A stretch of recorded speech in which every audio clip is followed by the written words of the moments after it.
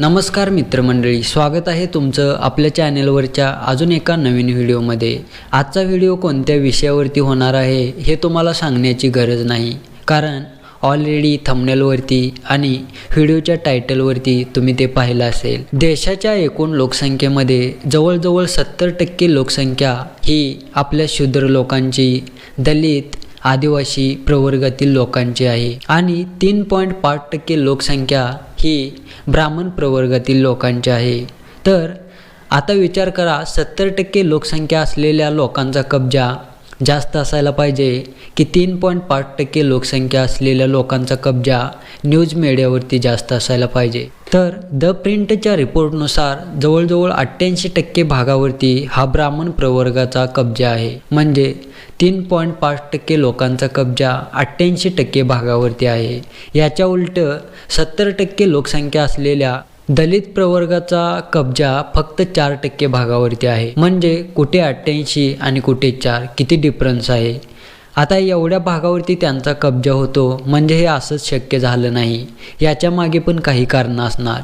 तर आजच्या व्हिडिओमध्ये आपण ती कारणे पाहूया, नेमकं कोणत्या कारणामुळे 88% भागावरती या ब्राह्मण प्रवर्गातील लोकांचा कब्जा झाला। तर याच्यासाठी ना आपल्याला थोडंसं इतिहासामध्ये जावं लागणार आहे। स्वातंत्र्यपूर्व काळामध्ये आपला जो समाज आहे ना, तो 4 प्रवर्गामध्ये विखुरला गेलेला होता आणि ते प्रवर्ग असे होते, एक होते ब्राह्मण, दुसरे होते क्षत्रिय, तिसरे होते वैश्य आणि चौथे जे होते ते होते शूद्र। आता या वर्णव्यवस्थेमध्ये फक्त ब्राह्मण प्रवर्गातील लोकांनाच ना शिक्षणाचा अधिकार होता, त्यांना मंदिरात जाण्याचा अधिकार होता, त्यांनाच मालमत्ता साठवण्याचा अधिकार होता। आणि याच्या उलट जे शूद्र प्रवर्गातील लोक आहेत त्यांना ना शिक्षणाचा अधिकार होता, ना त्यांना कोणाला विरोध करण्याचा अधिकार होता, ना त्यांना एखाद्या मंदिरामध्ये प्रवेश करण्याचा अधिकार होता। इवन दो एवढंच नाही तर ना त्यांना मालमत्ता साठवण्याचा अधिकार होता।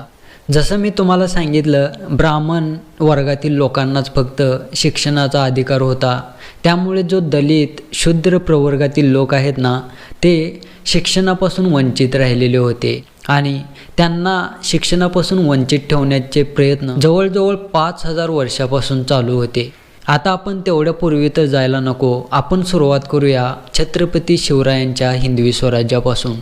छत्रपतींच्या हिंदवी स्वराज्यामध्ये सर्वांना समान न्याय, समान वागणूक मिळत होती, परंतु शिवरायांच्या मृत्यूनंतर हिंदवी स्वराज्य डबघाईला यायला लागलं आणि त्यांची जी सत्ता आहे ना ती पेशव्यांच्या हातामध्ये गेली। पेशव्यांच्या हातामध्ये सत्ता गेल्यानंतर त्यांनी जे 5000 वर्षापासून रूढी, प्रथा, परंपरा चालत आलेल्या होत्या ना, त्याच पुढे कंटिन्यू करण्याचं धोरण आखलं। म्हणजे परत त्यांनी ना बहुजन समाजाला शिक्षणापासून दूर जाण्यासाठी भाग पाडायला सुरुवात केली, त्यांना शिक्षणापासून वंचित ठेवण्यासाठी प्रयत्न सुरू केले। आणि हे सर्व होत असताना या सीनमध्ये एंट्री होते इंग्रजांची। इंग्रजांनी पेशव्यांचा पराभव केला आणि आपलं एकछत्री अंमल प्रस्थापित केलं संपूर्ण भारतभर। भारतामध्ये इंग्रजांची सत्ता प्रस्थापित झाल्यानंतर जे स्वतःंना उच्च समजत होते, म्हणजे जे ब्राह्मण होते ना, त्यांच्यापेक्षाही इंग्रज स्वतःला उच्च वर्गातील उच्च समजायला लागले आणि त्यांच्या निदर्शनास असं येऊ लागलं, म्हणजे इंग्रजांच्या, की हे जे ब्राह्मण वर्गातील लोक आहेत ना, ते शूद्र लोकांना अत्यंत वाईट वागणूक देतात, त्यांना शिक्षणापासून वंचित ठेवण्यासाठी प्रयत्न करतात, त्यांच्यावरती अन्याय करतात, अत्याचार करतात आणि या वर्णव्यवस्थेमध्ये शूद्र लोकांना कोणतीच किंमत नाही। हे सर्व त्यांच्या निदर्शनास आल्यानंतर इसवी सन 1882 मध्ये इंग्लंडचा व्हाईसरॉय लॉर्ड रिपन याच्या काळामध्ये विल्यम हंटर याच्या अध्यक्षतेखाली एका कमिशनची स्थापना करण्यात आली आणि त्या कमिशनचं नाव होतं हंटर कमिशन। आणि या कमिशननुसार अशा तरतुदी करण्यात आल्या की शूद्र प्रवर्गातील जे लोक आहेत, जी मुलं आहेत ना, त्यांना शिक्षणासाठी मदत करण्यात येईल, त्यांना शिक्षणाचे अधिकार देण्यात येतील आणि शाळेमध्ये जे शिक्षण शिकवलं जाईल त्यामध्ये कोणत्याच जातीचं किंवा धर्माचं शिक्षण दिलं जाणार नाही। शिक्षणामध्ये फक्त शेती, विज्ञान याच्यावरतीच शिक्षण दिलं जाईल।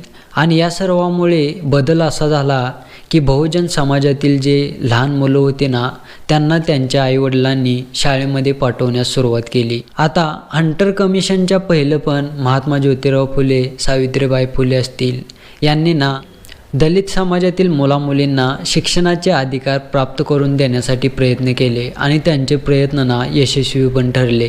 परंतु याच्या उलट जे ब्राह्मण प्रवर्गातील जे लहान मुलं होती ना, त्यांना ऑलरेडी घरातून त्यांच्या शिक्षण मिळालेलं होतं, कारण त्यांना लिहिता वाचता येत होतं, कारण त्यांचे आईवडील आजी आजोबा आहेत ना ते शिकलेले होते. याच्या उलट जे बहुजन समाजातील लोक आहेत ना, त्यांनी नुकतीच शाळा शिकायला सुरुवात केलेली होती. म्हणजे ना त्यांचे आईबाबा शिकलेले होते, ना त्यांचे आजी आजोबा शिकलेले होते. म्हणजे दलित प्रवर्गातील मुलांसाठी शिक्षण ही एक सुरुवात होती.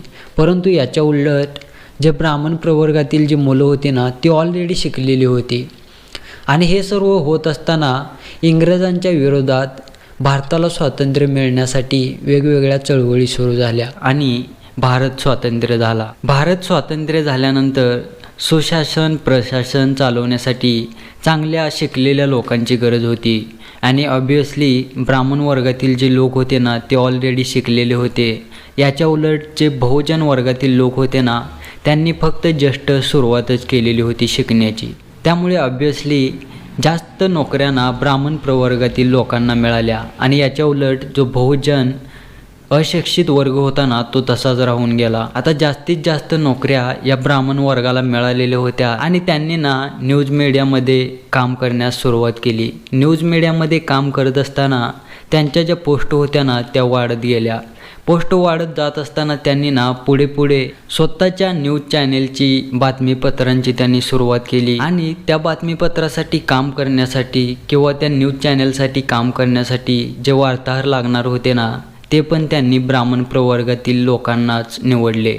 आपण जेव्हा सुरुवात केली तेव्हा ऑलरेडी जो ब्राह्मण वर्ग होता ना, तो वरती पोचलेला होता. त्यामुळे त्यांना कॉम्पिटिशन देण्यासाठी ना आपले लोक कमी पडले. आणि आजचा हाल असा आहे की आपल्या सर्वांना शिक्षणाचा तर अधिकार आहे, आपल्यामध्ये टॅलेंट पण आहे, आपल्यामध्ये कला पण आहे. त्यामुळे बाय चान्स जर आपल्या शूद्र वर्गातील लोक कुठल्या इंटरव्ह्यूसाठी वगैरे गेले ना, तर तिथे त्यांना रिजेक्ट केलं जातं, कारण इंटरव्ह्यू घेणारे वगैरे पण ना ब्राह्मण वर्गातीलच असतात. त्यामुळे न्यूज मीडियाच्या 88% भागावरती या ब्राह्मण वर्गाचा कब्जा आहे. आता 88% भागावरती कब्जा आहे म्हणजे खूप मोठी गर्व होण्याची गरज नाही, कारण RSFच्या रिपोर्टनुसार जगातील 180 देशामध्ये भारताच्या न्यूज मीडियाचं स्थान ना 161 आहे. म्हणजे हे पूर्ण बदनाम आहेत, विकलेले आहेत, दलाल आहेत. त्यामुळे जास्त काही गर्व होण्याची गरज नाही.